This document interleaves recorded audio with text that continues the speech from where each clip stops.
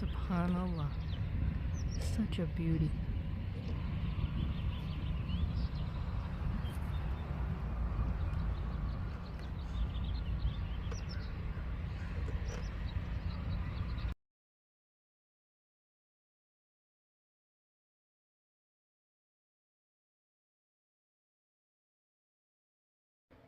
Assalamu alaikum rahmatullahi wa barakatuh. Hope you're doing well. So, in the screenshot that I shared in the beginning, you can see another example of a mentally ill homeless person causing problems for normal citizens. And he was chucking rocks onto the highway, caused a motorcyclist to crash, and caused people to get flat tires. Now, if you're not familiar with how liberals sort of coddle the homeless and weaponize their hatred of Christianity, then tune in to what I post more and more. Because there'll be some non-Christians who will say, "Oh, the Christians they should not be mad when someone sleeps outside. How can you not allow people to sleep outside and be homeless? That's just terrible. And you shouldn't put them in jail or clear their encampments." And a lot of these people don't live around the very dangerous homeless, and there are quite a number of liberals who they really enable the homeless to keep being out there. And it's time for us to get serious about keeping the community safe. And you don't have a right to be homeless in the street.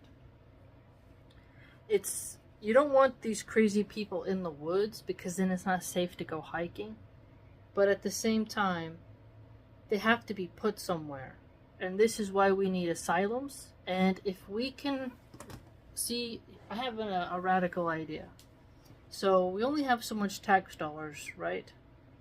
So my question is, if we have inmates on death row, we need to cheaply carry out the sentences that'll free up space, and then the homeless can be forcefully cleared.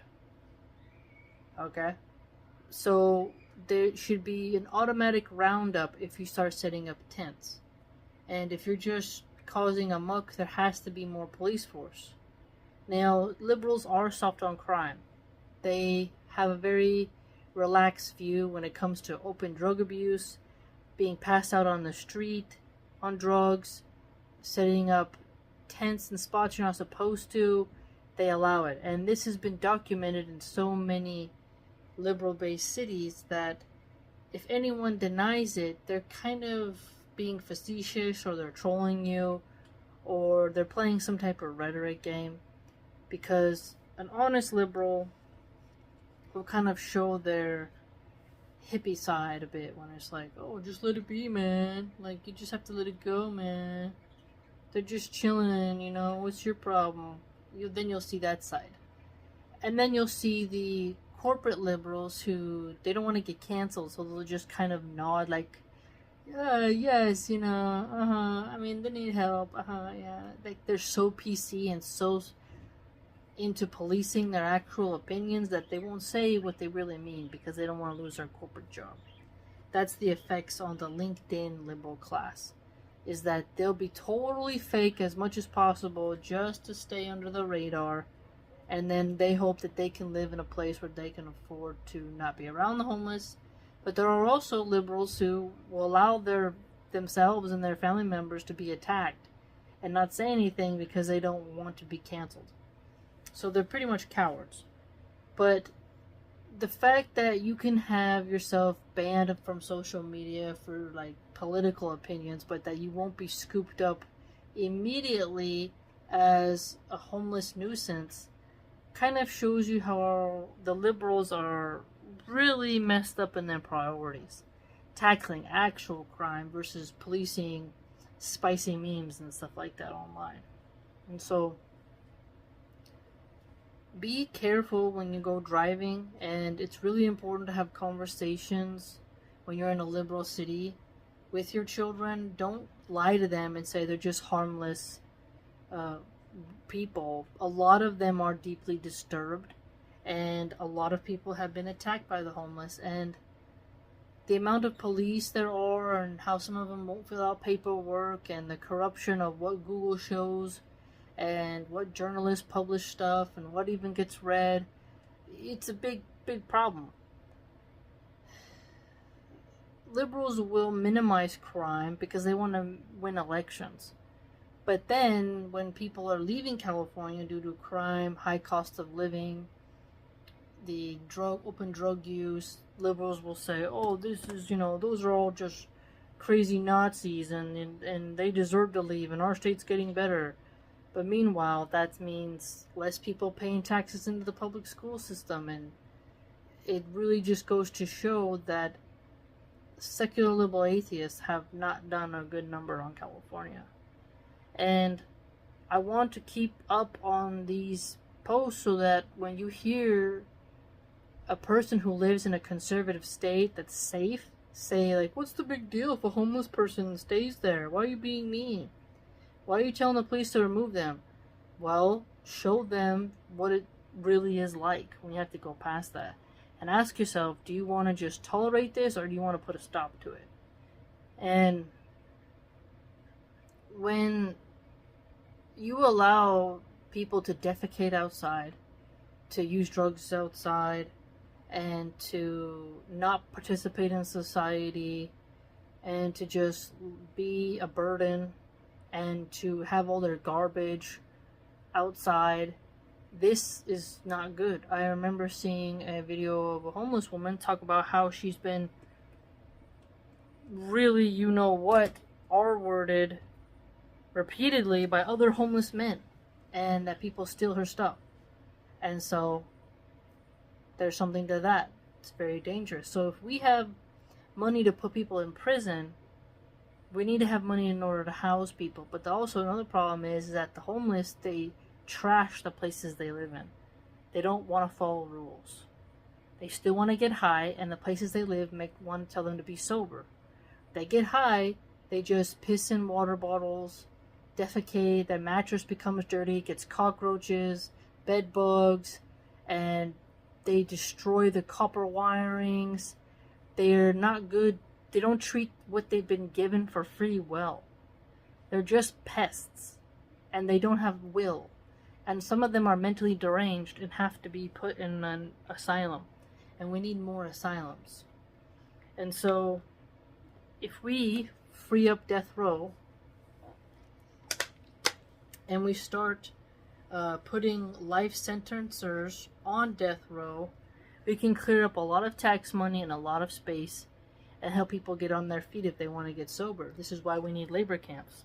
So if we could take these drug addicts who are perpetually high, who rob, steal in order to get money for drugs, and if we rounded them up and put them in a labor camp and made their labor a service to the nation, they wouldn't be on the streets wreaking havoc, and they wouldn't be a tax burden. And so when we have senior citizens having their Social Security cut, disability cut, but then we have homeless drug addicts getting different social programs, or prisoners in prison, being a net drain on the taxpayer, we have to reevaluate what we're doing. Now, the question of rehabilitation versus punishment, I think you can have both. There's some people who they didn't, their crime was bad, but there's redeemable quality. But if someone's done something extremely atrocious, they can repent of their sins, but that doesn't mean that they're going to be safe in society, right? And so you can just get rid of them. And remember, it's time that we start looking at a very strict model of making prisoners not comfortable and making their labor a tool for the nation. And if a single mom will have to work 2 or 3 jobs to make ends meet, she doesn't get guaranteed housing and food or anything. An inmate is sitting on their bum, having gay sex, having smuggled drugs, and has a roof over their head, access to water and a toilet. Well, I find that to be a big problem. I do. And so They need to be put to work, not just stuffing their face with chips from commissary and then getting taxpayer-funded healthcare in prison. Prisons are not a great place to be. They're not palaces, but they could be put to more utilization for the nation. And remember, I had a proposal that they be chipped and tagged and put into a database, these felons, so that if they ever escape while in the labor camp, they could easily be detected. I know that sounds a bit tense, but I'm not talking about political dissidents and I understand they could go into that, but violent felons who have done atrocities, they should not be allowed to just do time sitting in a cell. It's either death row or a labor camp. And their labor must benefit the nation. Why should... And private prisons are the minority, if you look up the data, which I have. Taxpayer-funded prisons are way up there in higher numbers. And so, for me, I just think it's atrocious that the good citizen has less from their paycheck and their states and their counties put money towards the felon versus helping the schools and whatnot. And I think by making prisons more shockingly horrible and then advertising it to felons, I do think that could be a deterrent. Some people don't fear prison, but it should be a place where you don't want to be. And it should be made to be like something that children learn about from a young age. And, you know, not just from movies when they're already past the age of, like, when there's some people will watch a movie that has like hard prison scenes. Okay, like I got 19. Now, there was a series called Orange is the New Black. I watched that. And they kind of make you want to feel sad for the felons and that it should be better and softer in them and there and all this stuff. But to me, I kind of saw that as a form of manipulation. Feel bad for the people who are struggling inside, not those who decided to commit crimes against their fellow citizens. It's harder to be a good person. It's easy to be a bad person. It's easy to take from others instead of working for yourself. And I don't feel bad. Now, there's people who can definitely have second, third chances, lighter sentences, community service, be put on parole, you know, stuff like that. That's totally plausible for some crimes. But for viciously violent crimes, look at the age, what's the circumstances. Some people get caught up, you know. But there are some people who have a very malicious heart and they're very vindictive and they're a threat to society. For example, if two homeless people are high on meth and then they fight with each other, one throws a bottle at the other's head and it like hits the guy the wrong way and he gets really severe. I don't think that person should have life in prison. It's like, okay, do some time, go to the labor camp and then get out. Hopefully you get sober, you fix your life, you know. But if there was a drug lord who decided, hey, you know what? I'm going to take out this guy's whole family who's totally innocent because he gave me a bad deal. And then he's caught. Okay, yeah, death penalty. You took out the guy's whole family. They were innocent. They had nothing to do with it. You hunted them. End of story. You're donezo. Right? There was an evil nurse who she had caused a lot of babies to die intentionally. She should get the death penalty or forced labor camp. And that was a very famous story. She was finally caught, and that's an example of someone who you have something in you that is truly wicked. And so when we see California having some of the most prime examples of violent, dangerous, chaotic drug addicts and homeless people, we have to understand that the liberal bleeding heart makes society less stable. Atheists have been given their time to rule, and what they've proven is that they're not fit to rule. Alright? They allow nuisances to be on the street to punish the good people. Good people shouldn't have to put up with that. Law-abiding citizens should be rewarded and protected and promoted. And the disturbers of the peace, they're the ones who have to be put into check. And so, be safe out there if you're driving, and teach your kids to cross the street, and really speak out. Clear these camps up. Yes, you can feel bad that people are being homeless, and you can blame greedy corporations and wages. But encourage people to give to charity, and encourage people to be more responsible and to get sober. A lot of people become homeless because they spend a lot of money on drugs, and they don't want to get sober. And a lot of people use drugs because they have childhood trauma.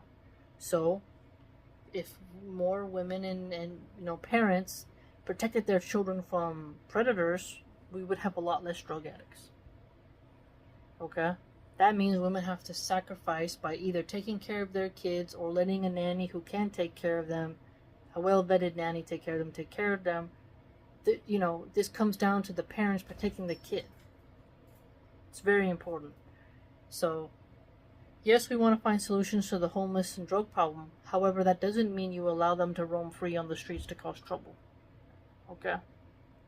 And so, be mindful, and I just wanted to have another example here of a vagrant really being a thorn in the foot of the good citizens. Let me know what you think, and if you'd like to join my blog and support the channel, you could do so by going to www.subscribestar.com/Milahan Archive. Hope to see you there.